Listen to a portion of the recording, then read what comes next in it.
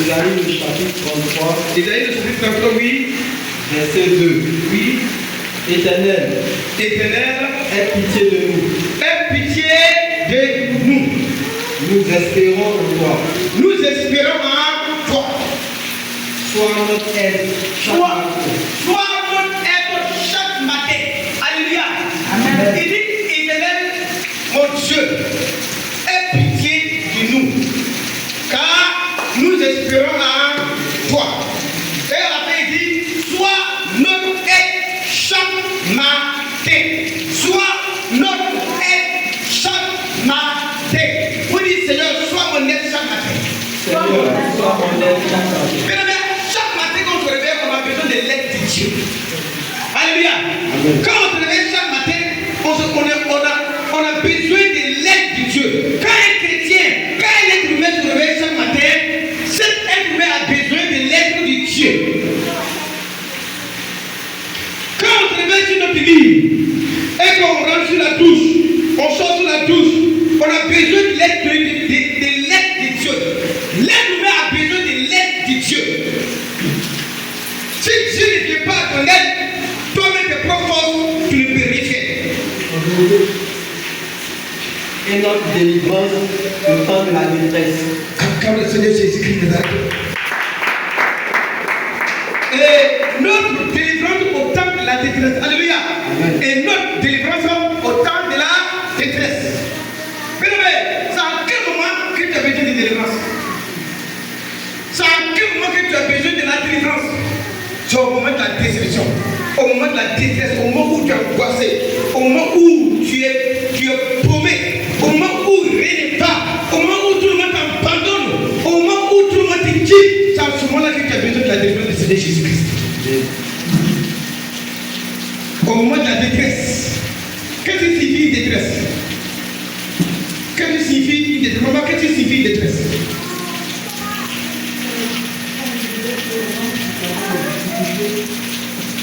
Oui, au moment où tu traverses des difficultés. Oui, maman. Au moment où tu es malade. Tout ça, ce sont des moments de détresse. Au moment où tu es malade et puis tu ne peux pas savoir pour aller à la pharmacie. Tu ne peux pas savoir même pour aller même dans un premier temps faire le premier soin. Les premiers soins à ce moment-là, et tout le monde t'abandonne à ce moment-là. C'est à ce moment-là que Dieu dit. C'est à ce moment-là que tu as besoin de secours du Seigneur. Amen. C'est à ce moment-là que nous avons besoin du secours du Seigneur. C'est à ce moment-là que nous avons besoin du Seigneur vient à notre secours. Vous voyez, la délivrance a plusieurs volets. Vous dites plusieurs volets. La délivrance, tu peux avoir un besoin d'argent et quelqu'un vient te délivrer. Quelqu'un vient te donner de l'argent. Lorsque tu as besoin d'argent ou bien lorsque tu as besoin de quelque chose qui ne plaît pas et que tu touches le cœur de quelqu'un qui vient t'aider, la personne t'a délivré. Et lorsque tu es malade et que tu as besoin de la guérison, tu es malade, tu as besoin de la guérison et personne ne peut te donner la guérison et Dieu vient te guérir, tu es délivré. La délivrance a plusieurs volets. La délivrance, ça peut être une délivrance possessive. Vous dites possessive. Possessif. Voilà. Ça peut être une délivrance démoniaque. Comme ça peut être une délivrance aussi matérielle ou financière. Et j'allais dire, voilà, matérielle ou financière. Mais tout ça, c'est notre Dieu, celui qui peut nous aider. C'est pour cela qu'il a dit, Isaïe a dit, Seigneur, j'ai besoin de ton aide chaque matin. Chaque matin, j'ai besoin de l'aide de Dieu. Chaque matin, tu as besoin de l'aide de Dieu. Chaque matin, tu as besoin de l'aide de Dieu. Chaque matin, l'être humain a besoin de l'aide de Dieu. Est-ce que tu peux acclamer le Seigneur Jésus-Christ? Est-ce que tu peux l'acclamer? On a besoin de l'aide de Dieu. Mais tu peux avoir l'argent. Mais si tu n'es pas Dieu en toi, c'est zéro. Tu peux avoir l'argent. Si Dieu n'est pas pour toi, c'est zéro. Tu peux avoir l'argent. Ton argent ne peut pas t'aider. Quand tu es couché sur le lit de l'hôpital, ton argent ne peut pas venir au secours. La seule personne qui peut venir à ton secours, la seule personne qui peut venir à ton aide, c'est l'éternel Dieu des armées qui nous prions. Alléluia. Amen. Amen. Alléluia. Amen. Alléluia. Amen. Notre Dieu est le meilleur secours. Si tu as Dieu en toi, tu as tout en toi.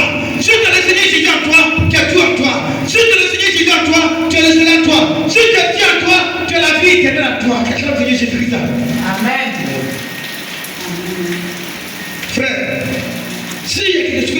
chercher fort, ardemment sur la terre, c'est Dieu. Il dit, Seigneur, tu peux le lire, mon fils. Éternel, aie pitié de nous. Aie pitié de nous. Nous espérons en toi. Nous espérons en toi. Sois notre aide chaque matin. Sois, oh Seigneur Jésus-Christ, sois notre aide chaque matin. Et notre délivrance au temps de la détresse. Et notre délivrance au temps de la détresse, au temps de la détresse, au temps de la détresse. Vous savez, il a raison, hein? Il a raison. Vous savez, chaque matin, souvent quand on se réveille le matin, c'est pas facile. Soit tu as passé une nuit difficile avant de te réveiller. Tu as passé une nuit difficile avant de te réveiller. Soit tu te réveilles avec un mot de rêve, soit tu te réveilles avec un mot de tête, ou bien soit tu te réveilles avec une mal de ventre. Et qui toi qui étais prévu aller au travail, il se trouve que tu ne peux pas aller au travail. Tu étais prévu aller faire quelque chose, tu ne peux plus aller. Donc qui doit venir à ton secours? Qui doit venir à ton secours? C'est Dieu. C'est pour cela qu'il a dit, Seigneur, aie pitié de nous. Le Seigneur doit avoir pitié de nous au nom de Jésus. Amen. Le Seigneur doit avoir toujours pitié de l'être humain. Le Seigneur doit avoir pitié de l'être humain que nous sommes. Nous sommes faibles. L'être humain est faible devant la situation. Oh Seigneur, aie pitié de nous. Continue dans la lecture. Oui, allez-y. Ésaïe chapitre 33, verset 3. Quand ta voix retentit, les peuples fuient. Quand tu te lèves, les nations se dispersent. Oui. On moissonne votre butin, comme on moissonne la sauterelle. On se précipite dessus, comme se précipite la sauterelle. Oui. L'Éternel est élevé, car il habite en haut. Il remplit Sion de droiture et de justice. Tes jours seront en sûreté. La sagesse et l'intelligence sont une source de salut. Amen, amen. La crainte de l'Éternel, c'est là le trésor de Sion. Alléluia. Amen. La crainte de l'Éternel, c'est là le trésor de Sion. Il faut dire trésor. Trésor. Mais il dit la crainte de l'Éternel, c'est ça qui est là de Sion. C'est-à-dire la crainte de l'Éternel est la chose la plus capitale dans la vie d'un homme. C'est-à-dire un homme doit avoir la crainte de Dieu. Et c'est la crainte de Dieu ce qui peut aider l'homme à aller de l'avant avec Dieu. Quand tu as la crainte de Dieu en toi, tu es tout en toi. Quand tu as la crainte de Dieu en toi, tu es béni. J'allais même dire que la crainte de Dieu est la première bénédiction sur la terre qu'un homme doit avoir. Amen. Amen. La crainte de Dieu est la première bénédiction qui est plus capitale qu'un être humain doit avoir sur la terre. La crainte de Dieu, la crainte de Dieu, la crainte de Dieu, la crainte de Dieu, rien que la crainte de Dieu. Bien, si vous craignez Dieu, vous êtes sauvé. Si vous craignez Dieu, même si vous n'avez pas l'argent, même si vous n'êtes pas riche, que vous craignez Dieu, vous êtes l'homme le plus béni sur la terre. Est-ce que vous comprenez ce qu'il dit? La crainte de Dieu, crainte de Dieu, crainte de Dieu, crainte de Dieu, crainte de Dieu est très importante. Aujourd'hui, combien de personnes sur la terre qui craignent Dieu? On a vu le roi Nabuchodonosor, il ne craignait pas Dieu. On a vu le roi Nabuchodonosor, il ne craignait pas Dieu. On a vu Daniel qui craignait Dieu. On a vu comment Dieu travaillait avec lui. Daniel avait la crainte de Dieu. Daniel avait la crainte de ton Dieu. On a vu comment le Seigneur travaillait avec lui. Mais quand vous avez la crainte de Dieu, vous avez la main de Dieu sur vous. Quand vous avez la crainte de Dieu, vous avez la grâce de Dieu sur vous. Quand vous avez la crainte de Dieu, vous avez la protection de Dieu sur votre vie. Amen. Celui qui a la crainte de Dieu est la protection de Dieu sur ta vie. Amen. Celui qui a la crainte de Dieu est la protection de Dieu sur ta maison. Amen. Quand vous craignez Dieu, la main de Dieu est sur la main de vos enfants. Quand vous craignez Dieu, la main de Dieu est sur ton âme. Quand vous craignez Dieu, le Seigneur vous s'ouvre les portes. Le Seigneur vous s'ouvre les portes. On a vu un homme sur la terre qui avait l'argent mais qui n'avait pas la crainte de Dieu. Celui qui va trouver ses jours de vivre. Celui qui va trouver la personne qui lui donne 1000 francs. C'est qui? Didier à la boîte. Dans la Bible. Dans la Bible.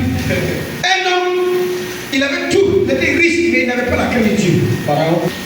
Le fils de David. Faut dire le fils de David. Faut dire le fils de David. Le fils de David. Alléluia. Amen. La Bible déclare que Salomon a demandé combien de choses à Dieu et puis Dieu lui a donné l'intelligence, la sagesse et l'intelligence. Est-ce que la Bible a montré que Salomon a demandé la sagesse? C'est pour cela que vous venez à l'église pour étudier la parole de Dieu. La Bible déclare que Salomon a demandé, d'abord il a demandé l'intelligence et Dieu lui a donné la sagesse. Et ensuite, notre Dieu lui a donné l'intelligence et il lui a donné sa sagesse. Et ensuite de sagesse, il lui a donné quoi? La richesse. Et Salomon n'a pas pu demander à Dieu de lui donner sa crainte. Voici une chose qu'il va lui demander. Et c'est là, puis c'est là, c'est là pour que ça a coûté cher à Salomon.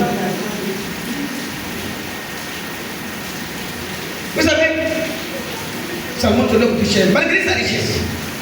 Le fait qu'il n'est pas demandé, c'est ça, tout ce que vous demandez à Dieu, il vous donne. Si vous demandez quelque chose à Dieu, il vous donne. On n'est pas Dieu. La Bible déclare, voilà, la Bible déclare que Salomon avait combien de femmes? Combien? 1000 c'est petit, 1000 la même la est-ce qu'un homme doit avoir 1000 femmes? Mais lui, il avait jusqu'à 1000. Comme concubine, 3000. Il avait 1000 femmes, 3 concubines. Là, tu avais combien? Tu avais 5000 déjà. 1000. C'est grave, hein? 1000 femmes lui seul. Et en dehors de ces femmes légales là, comme il a parlé également là, les concubines là, quand on dit concubines, c'est femmes qui, voilà, je vais à Grégoire d'une femme, je vais à Grégoire d'une femme, je vais à Aïssa d'une femme, je vais ici, c'est-à-dire que ça même, ça devenu 3000. Et tout à l'heure, on ne suffit pas, hein. Est-ce qu'il dit qu'il a quelqu'un qui fait tout ça?